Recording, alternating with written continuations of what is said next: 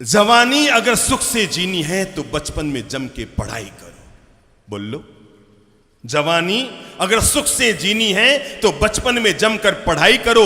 बूढ़ापा अगर सुख से जीना है तो जवानी में जम के कमाई करो और बूढ़ापे में जमकर पुण्याई करो ताकि अगला जन्म भी सुख से जी सको।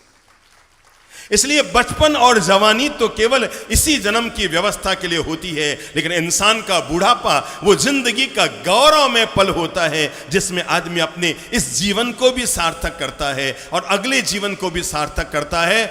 सफल जीवन जीने के लिए जवानी होती है। बोल लो, सफल जीवन जीने के लिए जवानी होती है, पर सार्थक जीवन जीने के लिए बूढ़ापा होता है। इंसान की सफलता यहीं रह जाती है, पर इंसान के जीवन की सार्थकता उसके साथ जाती। जीवन तो सूरज की तरह गतिशील है। देखो, भोर हुई यानी हम मां के पेट में हैं, दिमाग में ले लो। सूर्य की गति के साथ हमारा जीवन। भोर हुई यानी हम मां के पेट में हैं और सूर्योदय हुआ यानी हम मां के पेट से बाहर आ गए हैं।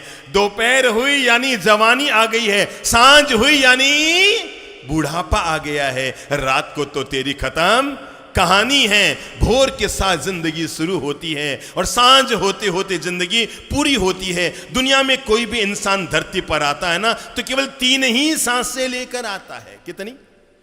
दिमाग में ले लो, कितनी? 3 सांसें लेकर आता है। एक सांस जिसे हम कहते हैं जन्म की सांस, बचपन की सांस। दूसरी होती है जवानी की सांस। तीसरी होती है बूढ़ापे की सांस। हाँ, एक सांस और होती है पर उसे हम चौथी सांस नहीं कहते, उसे हम अंतिम श्वास कहते हैं और वह है मृत्यु की श्वास। उसे चौथी सांस नहीं कहते, उसे अंतिम सांस कहते हैं। हर सांस जब भीतर जा रही है तो हमारा जन्म हो रहा है। हर सांस जब बाहर जा रही है तो हमारी मृत्यु हो रही है। क्या गजब की जिंदगी है मेरे भाई। जब जन्मे तब सांसें तो थी पर नाम नहीं था। जब जन्मे तो सांसें तो थी पर नाम नहीं था, और जब मरेंगे तो नाम तो रहेगा पर सांसें नहीं रहेगी। ये श्वास और नाम के बीच के इंसान की जिंदगी है। सूरज की तरह गतिशील इंसान की जिंदगी है। पर मैं इतना जरूर बता दूं, हम लोग जब मंदिरों में धर्मोच्चारण करते हैं, परमात्मा की पूजा करते हैं, ईश्वर की आराधना करते हैं, तो हम जब भी कोई मंत्र बोलते हैं, ओम ह्रीं श्रीं श्री अरहम परमात्मा ने अनंत अनंत ज्ञान शक्ति, तब हम क्या बोलते हैं? किस किस के निवारण के लिए? जन्म जरा रोग मृत्यु निवारणार्थम। किस किस के निवारण के लिए? जन्म जरा यानी बूढ़ापा। पर मैं आपको आज जीवन का एक अद्भुत ज्ञान देना चाह रहा हूं। जिंदगी में अगर जीवन का सबसे सार्थक कोई चरण होता है, जिंदगी का सबसे सार्थक कोई समय होता है, जीवन का सबसे कीमती कोई टाइम होता है, तो आदमी का बुढ़ापा होता है। जिंदगी भर तक आदमी जिसके इंतजारी करता रहता है, जब जब कोई बात होती है, ये शुभ कर्म बुढ़ापे में करूंगा, माला बुढ़ापे में जपूंगा, तीर्थ यात्रा बुढ़ापे में करूंगा, परमात्मा का भजन बुढ़ापे में करूंगा, ईश्वर की आराधना बुढ़ापे में करूंगा, सामयिक बुढ़ापे में करूंगा, प्रतिक्रमण अरे अरे अरे अभी अभी अभी अभी अभी अभी अभी अभी अभी अभी अभी दुनियादारी में जी लेता हूं, ये सब काम कब करूंगा? बुढ़ापे में करूंगा। तो हमने जीवन के सारे शुभ काम किसके लिए सौंप दिए? बुढ़ापे के लिए सौंपे हैं। इसलिए बुढ़ापा तो हमारे जीवन का स्वर्णिम अवसर है। ये अनुभवों का वो अनमोल खजाना है मेरे भाई। वे लोग किस्मत वाले होते हैं जिनके घर में बड़े बुजुर्गों का साया होता है। क्या कहा मैंने? बोल लो, वे लोग वे लोग वे लोग। मुझे कोई पूछे कि दुनिया में सबसे अमीर आदमी कौन है, न तो मैं अंबानी का नाम लूंगा न अडानी का नाम लूंगा।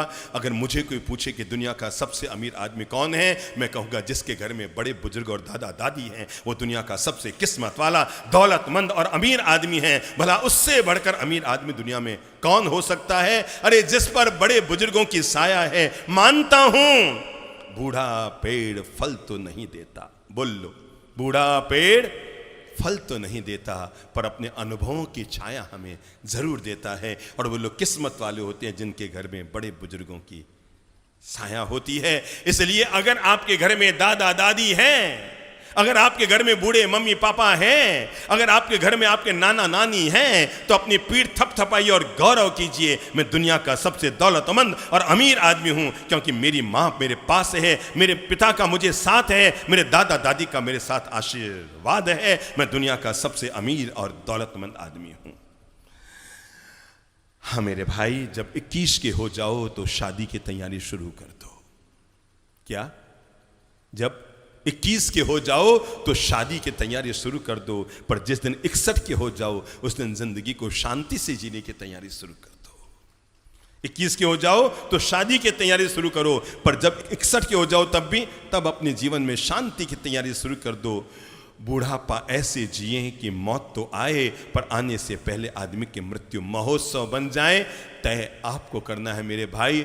कुछ लोग होते हैं जो बूढ़ापे को गुनगुनाते हुए जीते हैं, आनंद से जीते हैं, प्रसन्नता से जीते हैं, मुस्कुरा कर जीते हैं, एकाकीपन का भी जीवन में आनंद ले लेते हैं। जिसके भीतर आनंद की रसधार है, उस आदमी को एकाकी रूप में कमरे में डाल दिया जाए तो वो बुद्ध बनकर बाहर आएगा, और जिसके भीतर आनंद की धार नहीं है उसको 6 महीने अकेले रूम में डाल दो तो बुद्धू बनकर बाहर आएगा। ये तो व्यक्ति की सोच और मानसिकता पर निर्भर करता है कि आदमी अपने जीवन को कौन सा स्वरूप देना चाहता है। मेरे भाई, चाहो तो अपने जीवन को गुनगुनाते हुए जी लो, और चाहो तो भुनभुनाते हुए जी लो। शब्द दिमाग में ले लेना, क्या क्या? चाहो तो गुनगुनाते हुए जी लो और चाहो तो भुनभुनाते हुए जी लो। बूढ़ापे में उन्हीं को अपनी जिंदगी भुनभुनानी पड़ती है जो लोग मोहाशक्ति में पड़े रहते हैं, जो तेरी मेरी में पड़े रहते हैं, जो संसार की माथा फोड़ियों में छिपे रहते हैं, जो अभी भी बेटा बहू और बेटे बेटियों के लेन देन में बुद्धि लगाते रहते हैं, जो घर की छोटी छोटी बातों में हस्तक्षेप और टोका टोकी करते रहते हैं, जो हर छोटी बात पर चाहते हैं कि मुझे पूछ कर ही घर के कार्य किए जाएं, जो हर बात में घर में हस्तक्षेप करते रहते हैं। बूढ़ापा उन लोगों का दुखी होता है जो समय आने से पहले अपने आप को मुक्त कर लेते हैं। आपको पता है यह अचानक दशरथ के मन में क्यों आया था कि मैं राम का राज्याभिषेक करूं?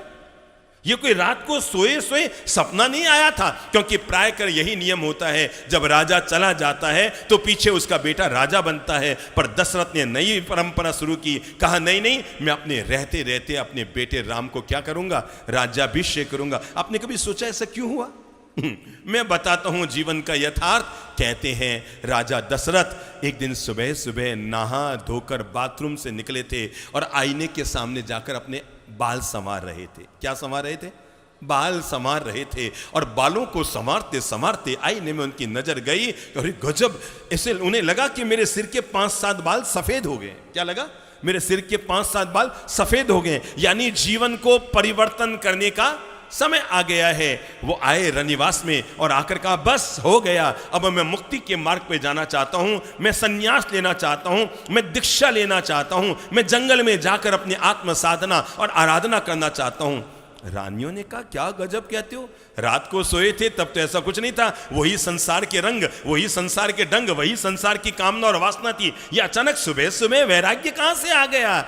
दशरथ ने मुस्कुराते हुए कहा देखो देखो देखो देखो देखो देखो, मेरे सिर के 4 बाल सफेद आ गए हैं जो मुझे जीवन की सीख देते हैं। अब मैं निकल पड़ूं। और कहते हैं सिर के उन सफेद बालों को देखकर दशरथ के मन में वैराग्य आ गया था। कितने बाल? बोलो बोलो बोलो बोलो, कितने बाल? 4 बालों को देखकर वैराग्य जग गया। अपने तो सारे बाल ही धौड़े हो रहे हैं, वैराग्य का तो ABCD अभी आगे भी नहीं आ रहा है। तब दशरथ ने गाया था केस पके तन प्राण थके, अब राग अनुराग को भार उतारो। कमर सीधी कर लो, सब गुनगुनाते हुए सुन लेना इसको। ये जीवन की गीता है। तब दशरथ ने अपने भीतर परम वैराग्य को पैदा करके इस गीत को गाने और गुनगुनाने का आनंद लिया था। केस पके तन प्राण थके, अब राग अनुराग को भार उतारो, मुँह महामद पान कियो, अब आत्म ज्ञान को अमृत धारो। केस पके तन प्राण थके, अब राग अनुराग को भार उतारो, मोह महामद पान कियो, अब आत्म ज्ञान को अमृत धारो। जीवन के अंतिम अध्याय में त्याग करो और दीक्षा धारो, पुत्रों को सौंप के राज और पाठ, करो व्रत आपनो जन्म सुधारो। पुत्र को सौंप के राज और पाठ, करो व्रत आपनो जन्म सुधारो। केश पके तन प्राण थके, बोलो केश पके तन प्राण थके, अब राग अनुराग को भार उतारो।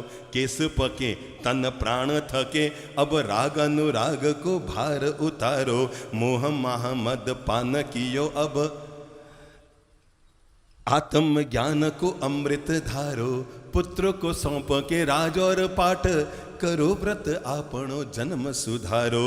जीवन के अंतिम अध्याय में त्याग करो और दीक्षा धारो। जीवन के अंतिम अध्याय में क्या, बोलो बोलो, त्याग करो और दीक्षा धारो। 4 चरण हैं जीवन को जीने के। हमारी भारतीय संस्कृति ने युगों युगों से इंसान को जीने के 4 अध्याय दिए हैं, 4 चरण दिए हैं। और जो व्यक्ति इन 4 चरणों से बराबर व्यवस्थित रूप से गुजर जाता है, वो व्यक्ति अपने जीवन को सुखी भी कर लेता है, सफल भी कर लेता है, सार्थक भी कर लेता है, और मरने से पहले अपनी मुक्ति की व्यवस्था भी कर लेता है। मेरे भाई, जो लोग अपने जिंदगी को सही ढंग से नहीं जी पाते हैं ना, उनके मरने के बाद कोई शोक श्रद्धांजलि आयोजित की जाती है, एक तस्वीर लगाई जाती है, 50 लोग आते हैं, फूल चढ़ाते हैं और शोक श्रद्धांजलि व्यक्त करते हैं। और सब लोग क्या बोलते हैं उस समय श्रद्धांजलि व्यक्त करते हुए? हे भगवान, जैसे समझ लो, किसका नाम लूं? जैसे आपका किसी का स्वर्गवास होगा, किसका किसका कराऊं? कोई नाम बोलो ना। जैसे समझ लो किसी का भी स्वर्गवास हो, अब किसको बैठे डाले लाऊं?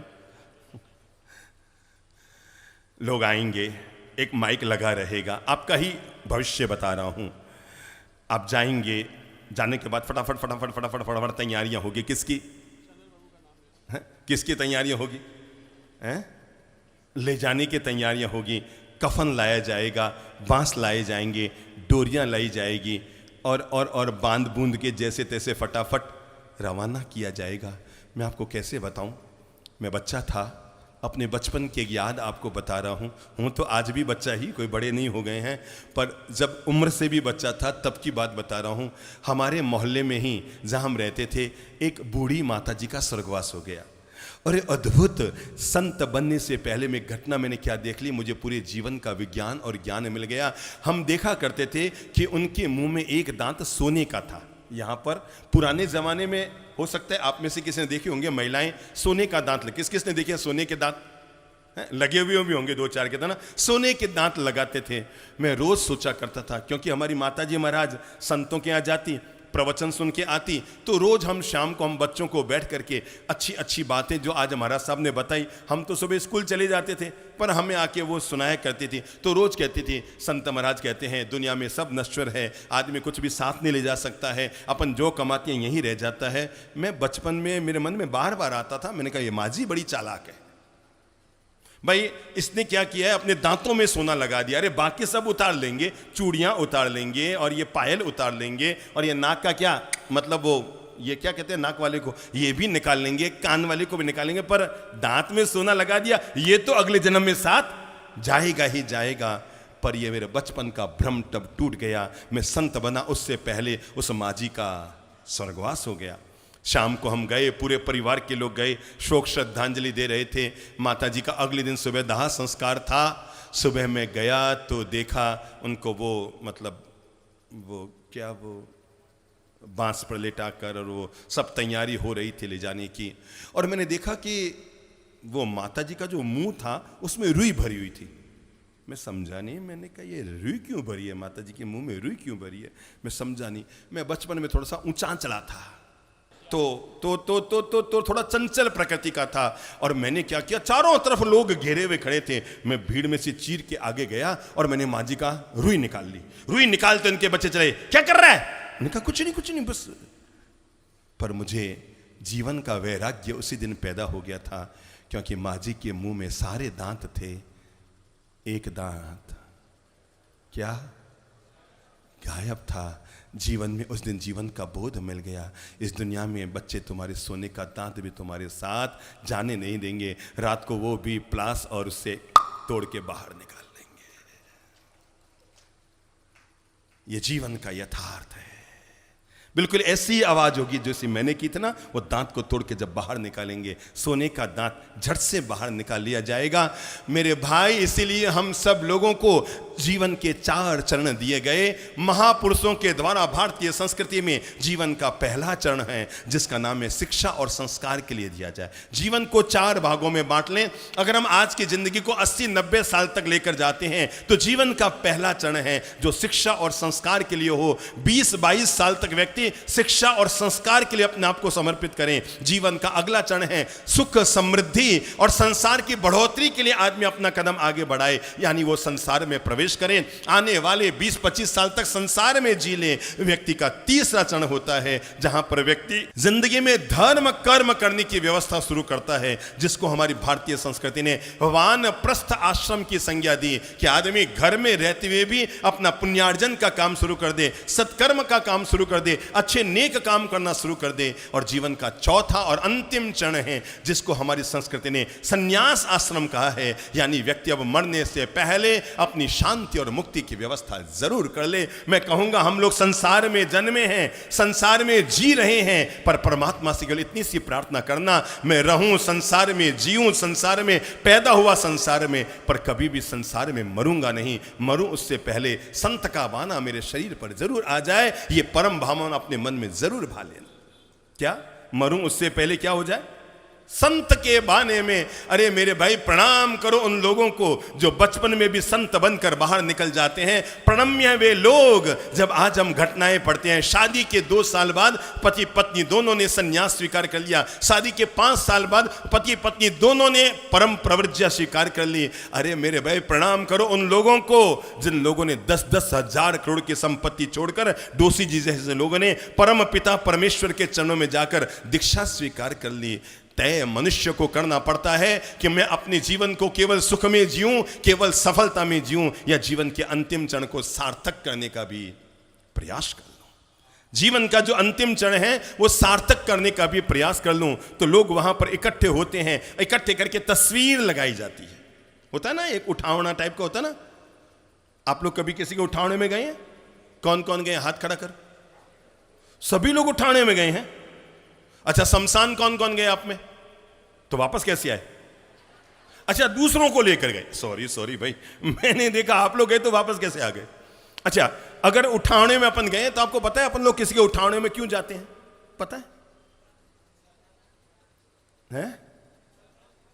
कोई लेन देन नहीं है श्रद्धांजलि का है? लोग दूसरों के उठाने में इसलिए जाते हैं ताकि मैं उठूं तो मेरे भी भीड़ इकट्ठी हो जाए है? इसके अलावा किसी को। अच्छा, आपको पता है लोगों के बड़े जोरदार गियर चेंज करते रहते हैं, बाहर में गप्पे मारते हैं। और भाई पता नहीं गए हो ठीक है और क्या हालचाल है तुम्हारे, उसका व्यापार, उसकी बेटी का क्या हुआ, उसकी सगाई का क्या हुआ, इतने में उठाने वाले आते हैं, गियर चेंज। बिल्कुल गंभीर होकर खड़े हो जाते हैं, है ना। फिर वो 15 मिनट में मामला निपटा, वापस बाहर आए, फिर वही गप्पे मारने शुरू हुए। अब वो शोक श्रद्धांजलि होती है, तस्वीर लगाई जाती है, फूल चढ़ाए जाते हैं, तब लोग माइक पर आकर बोलते हैं वो ऐसे थे, ऐसे थे, ऐसे थे, ऐसे थे। मैंने कहा था ना, दुनिया में 2 ही लोग अच्छे होते हैं। नंबर 1 जो पैदा नहीं हुए हैं, नंबर 2 दुनिया से चले गए। बाकी दुनिया में कोई अच्छा हमको लगता ही नहीं है। या तो जो पैदा नहीं हुआ या जो दुनिया से चला गया। तो वो दुनिया से चला गया और उसकी अब तारीफ करते हैं। और एंड में सब लोग क्या बोलते हैं? आप लोगों ने किसी श्रद्धांजलि में बोला है? किसी के शोक श्रद्धांजलि में किसने बोला? हाथ खड़ा करो। आपने बोला है तो क्या बोला होगा आपने? एंड में क्या बोलते हैं? इसकी आत्मा को शांति दे। शांति दे। मैं आज तक समझ नहीं पाया लोग फालतू क्यों समय बर्बाद करते हैं। उसको शांति की जरूरत नहीं थी। वो तो कभी सुंदर बीबी चाहता था, कभी बड़ी कोठी चाहता था, कभी बड़ी ऑफिस चाहता था महंगी। उसने शांति तो कभी चाही नहीं। मैं आपको बता दूं, मरने के बाद लोग इसलिए कहते हैं भगवान इसकी आत्मा को शांति दे, क्योंकि जीते जी तो सारी चीज कमा गया, एक शांति ना कमा पाया, तो मरने के बाद ही भगवान उसको दे। ठीक है ना। जीते जी बाकी सारी चीजें कमा ली, एक शांति नहीं कमा पाया था। तो लोग कहते हैं भगवान कम से कम ये तो तू कर देना, इसको शांति जरूर दे देना। मैंने कहा जीवन के 4 चरण हैं। नंबर 1 अंगुली में दोबारा ले लो। पहला चरण है शिक्षा और संस्कार के लिए, दूसरा चरण है सुख और समृद्धि के लिए, तीसरा चरण है धर्म और कर्म के लिए, और चौथा चरण है अपनी आत्म शांति और गति मुक्ति की व्यवस्था करने के लिए। बूढ़ापा हमारे जीवन के लिए अभिशाप नहीं होता, बूढ़ापा हमारे जीवन के लिए वरदान होता है। बूढ़ापा हमारे जीवन के लिए वरदान होता है। जवानी भोग के लिए है, पर बूढ़ापा योग के लिए है। जवानी शुभ लाभ के लिए है, पर बूढ़ापा शुभ कर्म करने के लिए है। 100 साल की जिंदगी को डिवाइड करते हैं 10-10 साल में। नंबर 1 पहली 10 साल, जब 10 साल के हो जाओ तो मां की अंगुली पकड़नी छोड़ दो। 10-10 साल आगे बढ़ रहे हैं, जीवन में परिवर्तन। जब 10 साल के हो जाओ तो क्या करो? मां की, बोलते रहो, जब 10 साल के हो जाओ तो मां की अंगुली पकड़नी छोड़ दो। जब 20 साल के हो जाओ तो खिलौनों से खेलना भी छोड़ दो। जब 30 साल के हो जाओ तो आंख मारना भी बेटे 60 साल वालों ने छोड़ा तो नहीं अभी तक, पर ठीक है। जब 30 साल के हो जाओ तो आंख मारना छोड़ दो। जब 40 साल के हो जाओ तो होटल में खाना खाना बंद कर दो। जब 50 साल के हो जाओ तो रात्रि भोजन करना बंद कर दो। जब 60 साल के हो जाओ तो धंधे पानी से अपने आप को बाहर कर दो। जब 70 साल के हो जाओ तो संसार की कामना और वासना से अपने आप को बाहर निकाल लो। जब 80 साल के हो जाओ तो गरिष्ठ भोजन करना छोड़ दो। जब 90 साल के हो जाओ तो संसार की मोह माया छोड़ दो। और जब 100 साल के हो जाओ शरीर छोड़ के राम राम सत कर दो। बूढ़ापे को कोई भी व्यक्ति सुखी, सफल, मीठा और मधुरता से कैसे भर सकता है? मैं 2 बातें करूंगा। नंबर 1, वे लोग बड़े किस्मत वाले होते हैं जिनके घर में बड़े बुजुर्गों का साया होता है। दिमाग में ले लो ये बात। वे लोग बड़े किस्मत वाले होते हैं जिनके घर में क्या होता है? बूढ़े बुजुर्गों का साया होता है। 4G का प्लान सबके मोबाइल में है ना। मैं आज आपको नया 4G देता हूं। आपका जो 4G का नेटवर्क है ना, ये कहीं तो काम करता है और कहीं काम नहीं करता है। अभी जब हम रायपुर जा रहे थे ना, इंदौर से रायपुर जाते समय एक ऐसा जंगल आता है, वहाँ हमें लोगों ने बताया 5 दिन तक बाप जी कोई मोबाइल का नेटवर्क काम नहीं करेगा। करीबन 125-150 किलोमीटर की आपकी ऐसी यात्रा होगी कि कोई भी तरह का किसी भी मोबाइल का नेटवर्क काम नहीं करेगा। आपको कोई सूचना कहीं भी भिजवानी हो, गोचरी पानी व्यवस्था पहले कर दीजिए। रास्ते में ये 100 किलोमीटर तक बैतूल और हरदा के बीच में किसी भी प्रकार का नेटवर्क नहीं होगा। मेरे भाई, मोबाइल का 4G का नेटवर्क कहीं काम करता है और कहीं काम नहीं करता है। आज मैं गजब का 4G का आपको नेटवर्क दे रहा हूं, जो कितनी भी भयानक जंगल में आप क्यों न हो, कैसे भी मुसीबत में आप क्यों न फंसे हुए हो, पर यह 4G का नेटवर्क कभी भी दुनिया में फेल नहीं होता है। और 4G के नेटवर्क का पहला जी है प्रभु जी। बोलो तो 4G का पहला जी क्या है? गिनते रहो अंगुली पर। 4G का पहला जी क्या है? बोल लो दोबारा। 4G का पहला जी क्या है? प्रभु जी। 4G का दूसरा जी है गुरु जी। 4G का तीसरा जी है पिताजी। और 4G का चौथा जी है माता जी। जिसके पास ये वाला 4G का नेटवर्क है, वो दुनिया में कहीं भी चला जाए, उनके आशीर्वाद की दुआओं की बदौलत उसकी जिंदगी में कोई दिक्कत नहीं आने वाली। दोबारा ले लो, कौन कौन से 4G? नंबर 1 प्रभु जी, बोल लो तो प्रभु जी। नंबर 2 गुरु जी। नंबर 3 पिताजी। नंबर 4 माता जी। किस्मत वाले होते हैं जिन पर ये 4G के नेटवर्क का साया हमेशा बना हुआ रहता है। उनके आशीर्वाद तले इंसान हमेशा जीता रहता है। तो वे लोग किस्मत वाले हैं जिनके घर में 2 जी है, एक तो पिताजी और दूसरी माता जी। कौन कौन से हैं बोलो तो? एक तो पिताजी और दूसरे माताजी। अगर आपके घर में दोनों जी हैं, आप अपने आप को सौभाग्यशाली मानो मेरे भाई। कोई हमसे पूछे कि जिंदगी में बड़े बुजुर्गों के साथ रहने का सुख क्या होता है, अरे हम लोगों ने तो अपने पूज्य माता पिता की सेवा के लिए संयम के मार्ग पर अपने कदम बढ़ाए। तो कोई हमसे पूछे कि जिंदगी में माता पिता की सेवा शुश्रूषा का परिणाम क्या होता है, और किसी भी इंसान की जिंदगी में माता पिता का सुकून क्या होता है, कोई आदमी हमसे पूछे अरे उस बच्चे से जाके पूछो जिसने बचपन में अपने माता या पिता किसी एक को खोया है, उस व्यक्ति ने अपने जीवन का निर्माण कितनी मुसीबतों से किया होगा। इसलिए आप किस्मत वाले हैं कि आपके घर में बड़े बुजुर्ग हैं, दादा दादी हैं, वयो वृद्ध हैं। मेरे भाई, पहले तो अपनी किस्मत थपथपाइए कि मैं दुनिया में सबसे किस्मत वालों, मेरे घर में बड़े बुजुर्ग हैं, मेरे घर में मेरे दादा दादी हैं, मेरे घर में मेरे मम्मी पापा हैं। आप किस्मत वाले हैं। कहते हैं एक पति पत्नी दोनों ही पढ़े लिखे थे। पता नहीं घर में जो बूढ़ी मां जी थी थोड़ी सी ज्यादा बूढ़ी हो गई तो मुंह से लाल टपकना, आंखों से कम दिखना, आंखों में गीत टाइप का आ जाना, कभी कभी शायद कपड़े भी गंदे हो जाना। शरीर की प्रक्रिया है। बूढ़ापा तो अक्सर बचपन का पुनरागमन होता है। जितना लाड़ प्यार से हमारे माता पिता ने हमें बचपन में पाला था, अगर उसका 100वां हिस्सा भी हम वापस उनको बुढ़ापे में पाल लें तो उनका बुढ़ापा बहुत सुखी और आनंद से भर सकता है।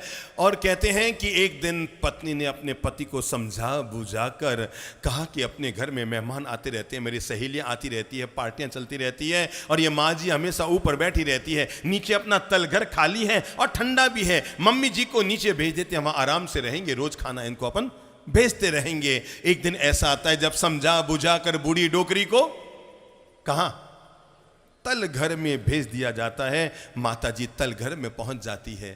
ठीक है, जैसी प्रभु की व्यवस्था, जैसी श्री प्रभु की व्यवस्था। अगर बुढ़ापे में यही दिन लिखा था कि मैं अकेली अपनी बुढ़ापे को इस तल घर में बिताऊं तो जी लूंगी। एक दिन अच्छा होता क्या है, अब रोज रोज थाली को कौन साफ करे, तो माता जी के लिए एक मिट्टी की थाली भी नीचे भिजवा दी जाती है और उसी मिट्टी की थाली में रोज रोटी सब्जी नौकर जाके दे आते हैं। एक दिन घर का पोता गेंद खेल रहा है। घटना को ध्यान से समझना। घर का पोता गेंद खेल रहा था, गेंद हाथ से उछली और उछल कर चली गई तलघर में। बच्चा अपनी गेंद को लेने नीचे गया तो देखकर चौंक पड़ा, नीचे तलघर में माँ जी बैठी है, दादी माँ बैठी है, उनकी मिट्टी की थाली टूटी हुई है और उनकी आंख से पानी आ रहा है। उसने कहा, दादी माँ आप यहाँ? मम्मी तो कहती है आप तीर्थ यात्रा पर गए हैं। बेटा मेरा तो अब यही तीर्थ है। क्या है बेटा? मेरा तो अब यही तीर्थ है। पर दादी माँ अब रो क्यों रही है? कहा, बेटा ऊपर से किसी ने गेंद फेंकी, मेरी मिट्टी की थाली टूट गई। अरे कल तक मिट्टी की थाली थी, लगता है कल तो अब हाथ में ही रोटी खानी पड़ेगी। बच्चे ने कहा, माँ जी अपन इतने अमीर लोग हैं, इतने पैसे वाले लोग हैं, आप मिट्टी की थाली में खा। अरे बेटा तू उसकी छोड़ दे, अब तो ये भी गई। उसने कहा, चिंता मत करो, कल सुबह से पहले आपके हाथ में चांदी की थाली आएगी। बच्चा ऊपर आया, उन मिट्टी की थाली के टुकड़ों को लेकर साथ में ऊपर आया और आकर मम्मी से कहा, मम्मा अलमारी की चाबी दो। उसने अलमारी की चाबी ली, मम्मी के अलमारी के दरवाजे खोले और अंदर अलमारी में जो लॉकर था गहनों का, उसने उसको भी खोला और जहां पर मम्मी के गहने रखे हुए थे उसने कपड़े में बांधकर वो मिट्टी की थाली के टुकड़े, सड़ी हुई मिट्टी के थाली टुकड़े भी उसी में रख दिए। शाम को मम्मी को किटी पार्टी में जाना था, उसने अलमारी खोली, अंदर का लॉकर खोला, गहने निकालने लगी तो गहने बाद में आए, पहले क्या आ गया? बोलो बोलो बोलो बोलो। वो टूटी हुई मिट्टी की थाली के टुकड़े पहले बाहर आ गए। उसने जैसे ही उसको देखा और जैसे ही कपड़े को खोला, गंध भी आ रही थी, सड़ी हुई मिट्टी के थाली के टुकड़े। उसने कहा, ये मेरी अलमारी में किसने रखा? उसने मुन्ने को आवाज, इधर आ। उसने कहा, हाँ बोलो मम्मा। ये तूने अलमारी की चाबी ली? हाँ मम्मा ली थी ना। लॉकर खोला? हाँ मम्मा खोला था ना। तो तूने ये मिट्टी के थाली के टुकड़े मेरी अलमारी में कहां से आए? उसने कहा, मम्मा मैंने रखे हैं। तूने रखे हैं? कहां से लाया? मम्मा दादी माँ के थाली के टुकड़े हो गए थे, मिट्टी की थाली टूट गई थी और मैं थाली आपकी अलमारी में रख दी ला करके। कहा, बेवकूफ, सड़ी हुई मिट्टी के थाली के टुकड़े तूने मेरी अलमारी में रखे? और ये कहते उसने एक चांटा मारा बच्चे के गाल पर, सटाक। जैसे ही बच्चे के गाल पर चांटा आके गिरा, बच्चा हिल गया। बेवकूफ, तूने मेरी अलमारी में रखे? उसने कहा, मम्मा बुरा मत मानिए, ये मैंने आपकी बुढ़ापे की व्यवस्था के लिए रखे हैं। ये मैंने बोल लो किसके लिए? बूढ़ापे की व्यवस्था के लिए रखे हैं। मेरी दादी माँ की तो बहुत अच्छी बहू है, जिसने कम से कम मिट्टी की थाली तो दी। आपकी बहू तो इतनी भी अच्छी न आए और वो मिट्टी की थाली भी ना दे, तो कम से कम ये चिपका कर मिट्टी की थाली आपके काम आ जाएगी। कैसे बताऊं आपको, बच्चा कह के आया था ना कि माँ जी आपके हाथ में चांदी की थाली कल आने वाली है। कल तो बाद में आया, रात को ही माँ जी के खाना जब गया तो चांदी की थाली में चला गया, क्योंकि उसे अपना ही भविष्य नजर आने लगा। निकला होगा कोई बेटा अपने बाप को लेकर, जब पत्नी सर पर सवार हो गई, या तो घर में तुम्हारे पापा रहेंगे या मैं रहूंगी, मैं या तो अपने पियर जाऊं या पापा की कोई ना कोई व्यवस्था करो। और जैसे तैसे उसने अपने पिता को समझा कर ये तैयार कर लिया कि पापा घर में रोज रोज का कलह हो रहा है और आपकी बहू बार बार जिद करिए मैं पियर चली जाऊंगी। पापा ने कहा बेटा कोई दिक्कत नहीं, तुम लोग दोनों तय कर लो, मुझे क्या करना मैं तो वो कर लूंगा। अरे तुम्हारी खुशी के लिए जो तुम कहे वो हम कर लूंगा। दोनों ने तय किया, पापा को वृद्धाश्रम में रखने का तय किया गया।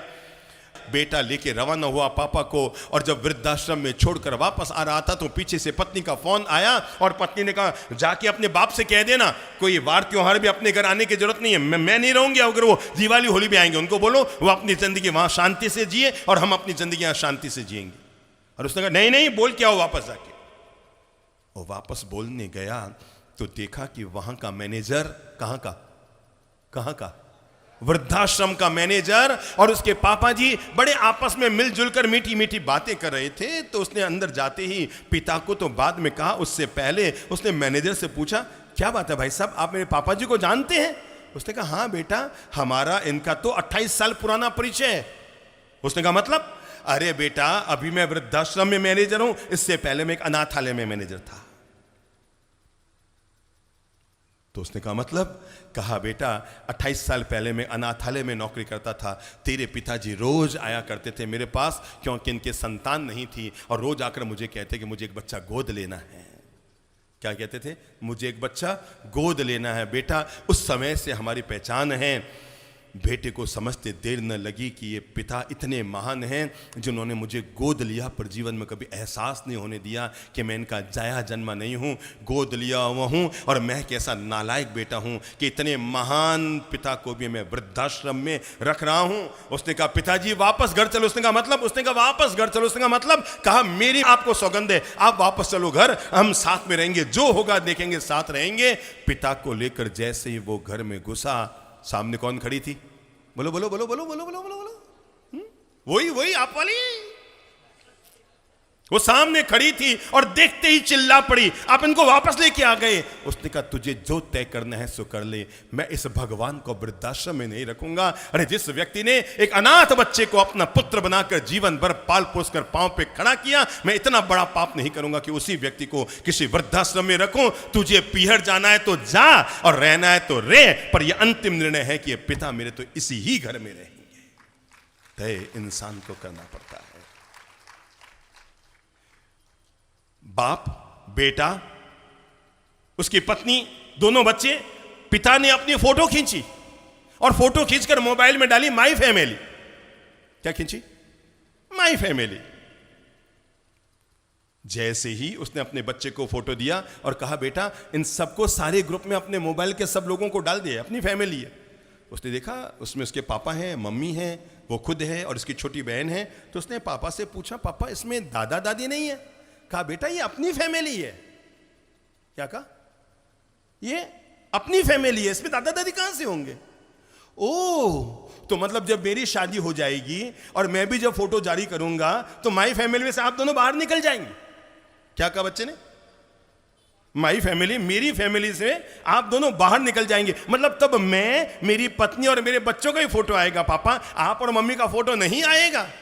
पिता को लगा कि उससे जीवन में चूक हो रही है। हम लोग भीलवाड़ा में थे। हमारे पूज्य पिताजी महाराज का नियम था, वो 24 घंटे में एक बारी आहार करते थे और वो भी सुबह 8:30 बजे। तो एक जहां हम ठहरे थे बिल्कुल पास में एक लोढ़ा परिवार था जहां हमारा रोज सुबह आहार के लिए जाना होता था। उनके घर में जल्दी आहार तैयार हो जाता था तो हम उनके घर पर वहरने के लिए, यानी झोली पात्र लेकर उनके घर पर लेने के लिए हम जाया करते थे। तो हमने देखा कि घर में बहुएं थी, 2 बहू की सास थी और सास की भी सास थी। मतलब वो सास की जो सास थी लगभग 90 साल के पार की थी। पर हम देखा करते थे कि वो जो बहुओं की सास थी वो अपनी सास की बहुत सार संभाल सेवा किया करती थी, बहुत बहुत बहुत बहुत ऐसे मुस्कुराते हुए दिन भर जब भी हम जाते वो अपनी सास की सेवा में ही नजर आती। एक दिन जब हमें जाते जाते 2-3 महीने हो गए तो हम वहीं खड़े थे और ऐसे बातचीत चली, तो उस घर का जो मालिक थे जिनका नाम है गुलाब जी लोढ़ा, तो हमने उनसे कहा, हमने कहा भाई साहब आपकी धर्मपत्नी कितनी अच्छी है, आपकी मम्मी की कितनी सेवा करती है, रोज हम कभी सुबह आते हैं या दोपहर में आते हैं या शाम को आते हैं, आपकी धर्मपत्नी को हमेशा बूढ़ी दादी सा या मम्मी की सेवा करते हुए देखते हैं। उसने कहा बाप जिसमें सेवा विवाह की कोई खास बात नहीं है, ये तो अपनी खुद की व्यवस्था कर रही है। क्या कहा, सुनना ध्यान से। उन्होंने कहा बाप जी कोई बहुत बड़ा एहसान नहीं करी है सेवा करके, ये अपनी खुद की बुढ़ापे की व्यवस्था कर रही है, सामने दोनों बहुएं देख रही है, जैसा ये करेगी वैसा इसको बुढ़ापे में मिलने वाला है, इसलिए ये जो कर रही है ना अपने खुद के बुढ़ापे की व्यवस्था कर रही है। इसलिए सावधान रहना, घर में जैसा व्यवहार आप अपने घर के बड़े बुजुर्गों के साथ कर रहे हैं, आने वाला कल वैसा ही आपके साथ लौट कर आने वाला है, और जो जो आप कर्म कर रहे हैं वही कर्म आपके सामने चलकर आने वाले हैं। कोई भी व्यक्ति अपने बुढ़ापे के जीवन को कैसे जिए, पहले एक बार एहसास कर लो। हम तो कहेंगे किसी भी आदमी को अपने आप को बूढ़ा नहीं मानना चाहिए, बूढ़ा तब होना चाहिए जब लगे कि अब सुबह मृत्यु होने वाली है, तो पहले दिन रात को बच्चों को बुला के कह दो बेटा पता नहीं थोड़ा थोड़ा ऐसा लग रहा है कि बूढ़ा होने वाला हूं, क्या थोड़ा थोड़ा ऐसा लग रहा है कि मैं बूढ़ा होने वाला हूं। बस पहले दिन रात को बूढ़े और सुबह सुबह राम राम रवाना कर लो अपनी। रोज रोज क्या बूढ़ा होना, नहीं नहीं, जीवन को हमेशा ताजगी के साथ जियो। मरने से पहले बार बार मरना आदमी के लिए अच्छी बात नहीं है, मरने से पहले बार बार घर में मरना अच्छी बात नहीं है। कोई भी व्यक्ति अपने बुढ़ापे को कैसे जिए, मैं इसके लिए छोटे छोटे दिव्य मंत्र हर इंसान की झोली में डालना चाह रहा हूं, और ये मंत्र वो हैं जिन्हें आप जीवन की झोली में डालकर अपने जीवन को बहुत मीठा मधुर आनंद भरा बना सकते हैं। नंबर 1, बुढ़ापे में पहली आदत डालो, 3 शब्द याद रख लो, स्वस्थ बुढ़ापा, सक्रिय बुढ़ापा और सुरक्षित बुढ़ापा। दिमाग में ले लो, कौन कौन सा बुढ़ापा, स्वस्थ बुढ़ापा, सक्रिय बुढ़ापा और कौन सा तीसरा मैंने कौन सा कहा, सुरक्षित बुढ़ापा। अपने आप को तरोताजगी से भरे रखो। बुढ़ापा भी अगर आ गया है, 60, 65, 70 साल के भी अगर आप हो गए हैं, जानबूझकर अपने आप को ढीला मत करो। इस तरह के भीतर से, अपने भीतर से ताजगी जगाओ, मैं जल्दी अपने आप को बूढ़ा नहीं होने दूंगा। नंबर 1, स्वस्थ बूढ़ापा रखूंगा, और स्वस्थ बूढ़ापा रखने के लिए पहला काम किया करो, सुबह सुबह थोड़ा सा योग प्राणायाम अपने आप के लिए समर्पित कर दिया करो। अगर आपसे समझो कि आप 70, 75, 80 साल के हो गए हैं, तय है अब हर आदमी से सूर्य नमस्कार जैसे आसन तो नहीं होंगे, पर छोटे छोटे इतने सरल सरल आसन होते हैं जिन्हें एक 90 साल का बूढ़ा व्यक्ति भी रोज अपने शरीर में दोहरा लें तो शरीर बिल्कुल सक्रिय हो सकता है। शरीर का तो नियम है, इसको जितना लाड़ देंगे ये लाड़ गैला हो जाएगा, और इससे जितना कर्मयोग कराएंगे ये उतना ही सक्रिय बना रहेगा। अगर आपने लाड़ की आदत डाल ली है तो परिणाम, हम लोग आगरा में थे, हमारे पास एक दादाजी आया करते थे, और इतना ही नहीं वो करीबन 80-85 साल के भी पार के थे। मैंने देखा वो हर काम अपने हाथ से करते थे, मतलब हर काम, पास में पोते बैठे हैं कि बेटा बैठा है कि बहू बैठी है, पर अपना हर काम अपने हाथ से करते थे। हम कहते थे दादाजी पोता पोती है, बहू बेटी है, इनको बाप जी ये काया बाई सा को जितना लाड करेंगे बुढ़ापे में उतना ही धोखा देगी।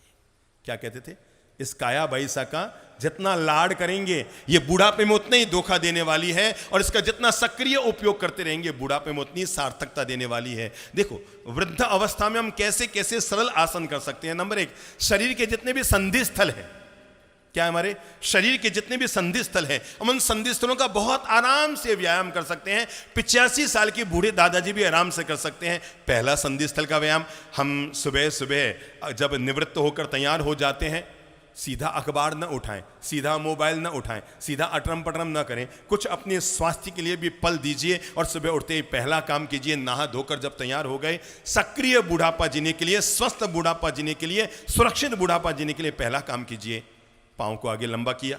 देखो अब मेरे हाथों से सीख लें, बुढ़ापे में व्यायाम कोई भी व्यक्ति करो ना, बूढ़ा जवान कोई भी करो, पर हर व्यक्ति के लिए संधि स्थलों का व्यायाम बड़ा लाभदायी होता है। नंबर 1, समझ लिए दोनों पांव हैं। क्या है? ये दोनों पांव हैं आपके। नंबर 1, पहला पृथ्वी की तरफ, धीरे धीरे धीरे धीरे दोनों अंगूठे पांव के आपस में सटे हुए रहेंगे, दोनों एड़ियां आपस में जुड़ी हुई रहेगी, धीरे धीरे धीरे धीरे धीरे धीरे पृथ्वी की तरफ। कुछ सेकंड वहां विश्राम दिया, वापस धीरे धीरे धीरे धीरे धीरे धीरे अपनी नाभि की तरफ, फिर धीरे धीरे धीरे धीरे पृथ्वी की तरफ, 3 बार आगे की तरफ, 3 बार पीछे की तरफ। किसी भी उम्र का व्यक्ति इसे आराम से कर सकता है, कोई शरीर में दिक्कत नहीं होगी। नंबर 2, पहले आगे फिर पीछे और उसके बाद गोल घुमाई, दाएं से बाएं, बाएं से दाएं, यूं गोल घुमाई। दोनों पांव समझ लो आपके यूं हैं, यूं जा रहे हैं, यूं जा रहे हैं। 10 बार इधर से उधर, 10 बार उधर से उधर। नंबर 2 अपन व्यायाम बड़े आराम से कर सकते हैं, जमीन पे भी कर सकते हैं, कुर्सी पे भी कर सकते हैं, और वह है घुटनों का व्यायाम। घुटनों का व्यायाम करने के लिए 2 सरल प्रक्रियाएं रहती है। नंबर 1, अगर आप कुर्सी पर बैठे हैं, सीधा पांव नीचे से ऊपर कीजिए, धीरे धीरे धीरे धीरे धीरे धीरे। योग का नियम होता है,